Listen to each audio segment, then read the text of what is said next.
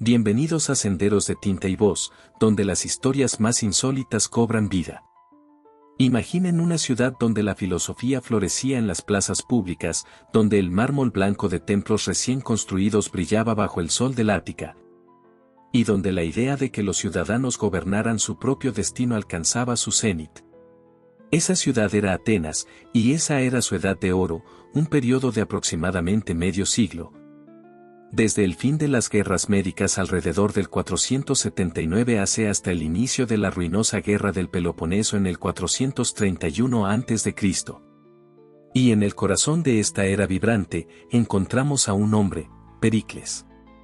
Pericles no era un rey ni un tirano. Su poder no emanaba de la fuerza bruta, sino de la persuasión, de una visión clara y de una habilidad política consumada. Nacido alrededor del 495 AC en el seno de la influyente familia Alcmeónida, la misma que Clístenes, Pericles estaba destinado a la política. Era un hombre de aspecto imponente, conocido por su cabeza algo alargada, lo que le valió el apodo de cabeza de cebolla albarrana por parte de los poetas cómicos, quienes nunca perdonaban una. Pero más allá de las bromas, era un orador excepcional. Se dice que hablaba con tal calma y lógica que sus discursos eran como truenos y relámpagos, capaces de mover al pueblo. A diferencia de otros políticos más efusivos, Pericles cultivaba una imagen de seriedad y reserva. Evitaba los banquetes y las reuniones sociales ostentosas, apareciendo en público solo cuando era estrictamente necesario, lo que aumentaba su aura de dignidad y autoridad. Su ascenso a la prominencia fue gradual, eclipsando a figuras más conservadoras como Simón. Para la década del 450 AC, Pericles era la figura dominante en la política ateniense, no por un cargo oficial supremo que no existía, sino porque era reelegido estrategos, o general, año tras año.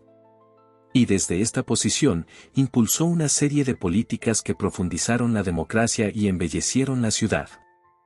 Una de sus medidas más significativas fue la introducción del pago por servir como jurado y por ocupar ciertos cargos públicos. Esto puede sonar trivial, pero fue revolucionario. Permitió que los ciudadanos más pobres, los tetes, pudieran permitirse dejar su trabajo para participar activamente en la vida cívica. La democracia dejaba de ser un privilegio de los que tenían tiempo libre. Imaginen la escena. Un simple artesano o granjero podía sentarse en un tribunal y juzgar casos, o participar en el Consejo de los 500, sintiéndose verdaderamente parte del gobierno de su ciudad. Pero la manifestación más visible y duradera de la Edad de Oro fue, sin duda, el ambicioso programa de construcciones en la Acrópolis. La vieja ciudadela había sido devastada por los persas en el 480 a.C. Pericles vio la oportunidad no solo de reconstruir, sino de crear un monumento eterno a la gloria de Atenas y a la victoria de los griegos sobre la barbarie. Con los fondos de la Liga de Delos, una alianza de ciudades-estado griegas liderada por Atenas, que con el tiempo se convirtió más en un imperio ateniense, Pericles impulsó la construcción del Partenón, los Propileos, el Erecteion y el templo de Atenea Nike. Y aquí tenemos una anécdota fascinante sobre el Partenón. Su arquitecto principal fue Ictino, y el escultor encargado de la decoración, el genio Fidias, amigo personal de Pericles. Cuando los críticos, y siempre los hay, acusaron a Pericles de malgastar el dinero público y de usar los fondos de la Liga de Delos como si fueran propios, adornando Atenas como una mujerzuela con joyas caras, Pericles, según Plutarco, se presentó ante la asamblea y preguntó, ¿les parece que hemos gastado demasiado? Sí, demasiado, gritaron algunos. Bien, replicó Pericles, entonces no lo cargaré a la cuenta pública, sino a la mía propia, y las inscripciones dedicatorias de los edificios llevarán mi nombre. El pueblo, avergonzado de su mezquindad o quizás temiendo perder la gloria de que Atenas fuera la promotora, cambió de parecer y le gritó que gastara lo que quisiera de los fondos públicos.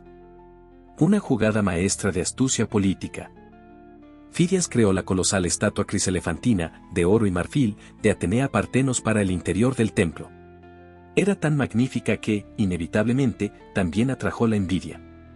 Los enemigos de Pericles, incapaces de atacarlo directamente con éxito, fueron a por sus amigos.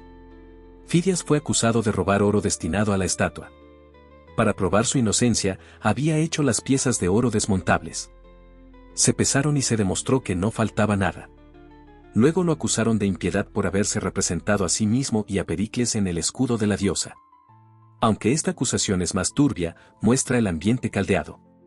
Bajo el liderazgo de Pericles, Atenas no solo se embelleció, sino que se convirtió en un imán para los intelectuales y artistas. El filósofo Anaxágoras, otro amigo cercano de Pericles, enseñaba que la mente, el nous, era el principio ordenador del cosmos.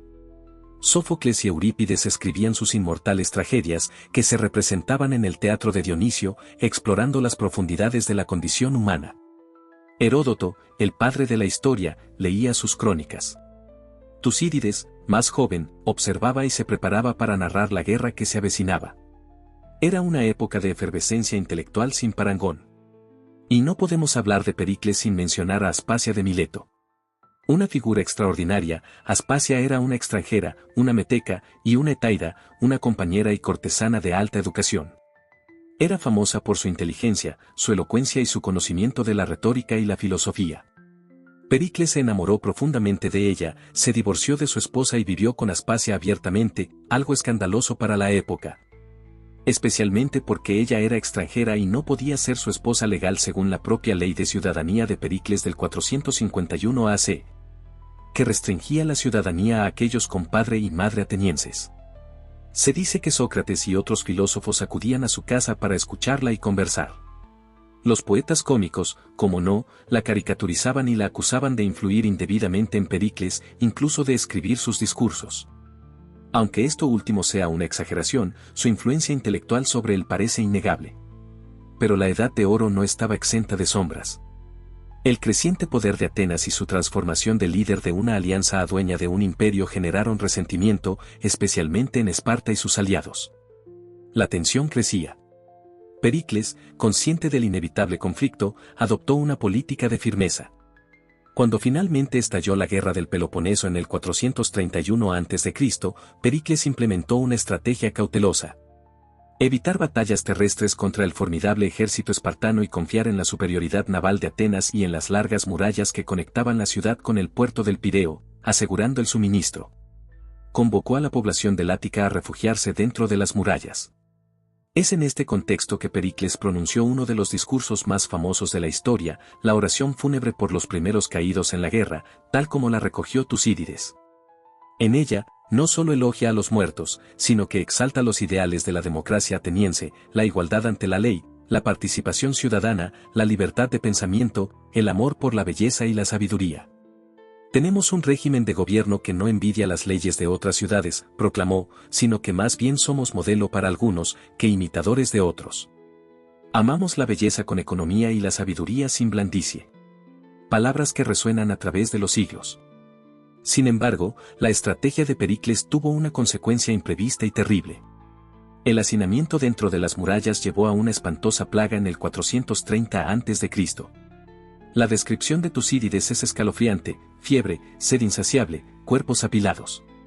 La plaga diezmó a la población, minó la moral y se llevó a los dos hijos legítimos de Pericles y a su hermana. El propio Pericles, aunque mantuvo una estoica compostura en público, se dice que rompió a llorar al colocar una corona fúnebre sobre el cuerpo de su último hijo legítimo, Paralo.